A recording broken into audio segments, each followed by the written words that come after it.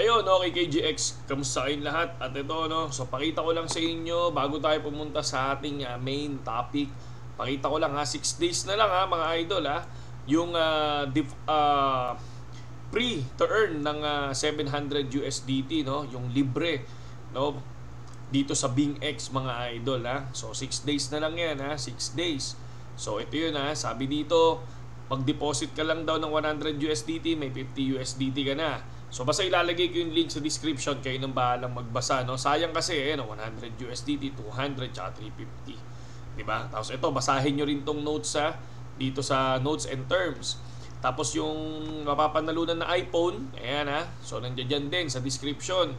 I-check nyo lang So kasi kapag meron kayong trading volume na umaabot ng 5,000 or nag-deposit kayo dito, may chance kayong magroleta, no? Tapos walang talo yung roleta mga idol sorry. Walang talo yung roleta mga lodi. Kumbaga parang lahat meron merong prize, okay? So nandiyan lang din yan sa link natin sa YT, no? Sa ilalim. Check nyo lang diyan. And then dito na tayo sa main topic natin. Kung titingnan nyo, si Vitalik, no? Si Vitalik ay founder ng ETH, okay? Vitalik Buterin, no? Twitter account got hacked. Use common sense when reading content on social media. So ang ibig sabihin dito ni CZ Binance, di ba? Walang mga katulad nila, no, the whales or mga founder, no, mga founder ng isang platform na kung saan or may-ari ng isang crypto or si Elon Musk na magsasabi ng ganyan, no? So sabi niya, the collection is free for the next 24 hours, and then maglalagay siya ng link, no? Walang ganong founder, no? Kailangan i-check natin kahit sila yung nagsabi niyan. Tingnan natin kung yan ba talaga. Katulad ako, lagi ko nababasa yan, lagi kong chine-check yan. Sila Buterin, sila CZ Binance, sila Gracie Chen. So lahat yan tinitingnan natin mga idol, no? Pati si Elon Musk nga, lagi akong laman ng Twitter account ni Elon Musk, no? Yung mga ganyan, yung mga ganito, halatado naman yan mga idol, no? Halatado yan na may nangyari mga lods, no? Halatado. So ingat lang tayo sa mga ganyang klaseng scam, no? Panigurado kasi syempre ang daming magtitiwala kasi si Vitalik nga naman Si Vitalik nga naman yung nag-tweet di sobrang laki ng na-scam nung taong yan, no? Kung sino man yung nag-hack ng account ni Vitalik, sobrang laki ng inita. Kasi dito sa Facebook nakita natin, okay, sabi dito 4.9 million followers kasi si Buterin, no? Si Vitalik Buterin. So ang nakuha niya doon sa isang tweet lang na yon ay 39 million from users who followed a corrupted link on his feed, no? So napakalupit nung hacker na yon, no? Isang araw lang yan, 39 million kagad. So ingat kayo mga idol, no? Ingat kayo. Kaya nga minsan kahit sa Telegram, hindi nagpi-PM talaga yung iba, no? No, kunyari ako, manghihiram ako sa iyo ng pera. Walang ganoon. Hindi ako magpi-PM sa iyo para manghiram ako sa iyo ng pera, no? Parang ito, no, may papakita ako sa inyo sa Telegram. Yan. For example, papakitaan ko kayo So meron dito, ito sino to? Thurstom. Si Master Pogi to si Master Pogi, founder nitong trader chatroom na to, no?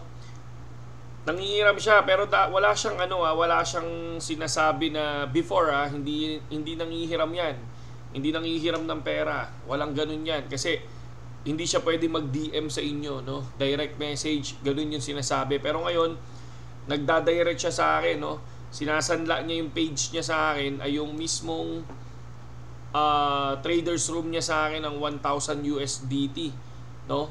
Pero hindi ko pinansin. Kaya sabi ko sa ano yun, brother. Tapos ayan, meron daw siyang inaaral mabuti. Patuloy na minamaster. Back-tested 5 weeks na and keep back-testing it, sabi niya. Pero hindi ako naniniwala dyan. Kasi sabi niya sa akin, never siya magdi-DM na manghihiram siya ng pera. So, yan, tinitreat ko yan as scam. Okay? So, hindi ko yan Hindi ko yung papansinin mga idol. So, kung titingnan nyo naman, dito sa traders niya, hindi naman siya yun. Hindi naman siya yung nanghihiram. Di ba? So, asan ba siya? So, ito siya, oh. Ayan siya. Traders News Analysis. So, hindi naman yan yung nag-PM sa akin. Iba. Pero, ayan yung main account niya. Pero, syempre, tulad ng sinabi ko, hindi tayo magtitiwala kasi sabi nila, hindi daw sila magdadirect PM para manghiram ng pera. No? So, yun. Example yun, mga idol, di ba? Kaya kayo ingat din, mga idol, ha? Ingat, mga lodi, no? Wag na wag ano, no? Yung bigla ang mag-i-invest dahil alam nyo na kikita kayo agad, no? Minsan, scam. Karaniwan, scam yung mga ganun, mga idol. And then, tingnan natin ngayon ang BTC price. Grabe, mga idol, bumabagsak, no? Okay, check natin yung 15 minutes time frame. Ayan. Sa 15 minutes time frame, ayan siya. So, bumaba na talaga. Basta bear, mga idol, no? Kitang-kita na natin yan. Basta bear month. Talagang karaniwan bumabagsak. Sa 1 hour time frame, so, yun. Bumaba na pala ito ng 25.6, mga lodi, no? So, hindi natin alam kung patuloy pang bababa yan. Sa nangyayari ngayon na mga hack, scam, pwede yan, no? Kasi ang ginagawa ng mga hacker, binibenta ka agad, tapos mag-USDT. So, yun, bumababa presyo niyan kapag gano'n. Lalo na kapag malalaki yung scam, mga lods. And then, dito naman, sa BitGet, so, kahapon, 182 USDT. Ngayon, 197 USDT na tayo, mga idol. Sa copy trading lang yan dito, ha? So, ito lang. Punta lang kayo dito sa future or spot trading, copy trading. Mamili lang kayo dyan. Ako dito sa future trading, ang pinipili ko lang, mga lods, ay followers profit. Okay? So, dyan lang ako tumitingin sa followers profit. Ito, katulad nito, ano bang tawag dito? Budak Tanlong. Yan. So, ito, pwede nyo piliin yan. So, kung titingnan nyo naman yung record niya, mga lods, 254 yung ROI niya percent sa 30 days. Yung order naman niya is ongoing, yung history niya talo pero mababa, may cut loss, di ba? Hindi katulad nung iba na ito, katulad nito, no? Ito yung open position niya ngayon is positive naman, pero tong history niya talo. Pero ang baba lang, ayan, no? 410 20%, 5, 6. Mababa lang, di ba? Hindi katulad nung iba na sobrang tataas, mga idol, no? So, isa yan sa okay na trader kapag ka nagka-cut loss. Di ba? So, yun. Ito, kung makakapasok kayo dito, ROI niya, oh. Tignan nyo. Oh, ang taas, di ba? Pero, ROI niya sa sarili yun, eh, ano? Pero sa followers niya, ay, hindi, taas din. Ang taas din ng PNL ng 91,000 USDT. Hindi, ito. Mas mataas pala ito. Mababa pala yung kanya. Ito, 1 million eh. 1.2 million USDT na yung traders nito. Diba?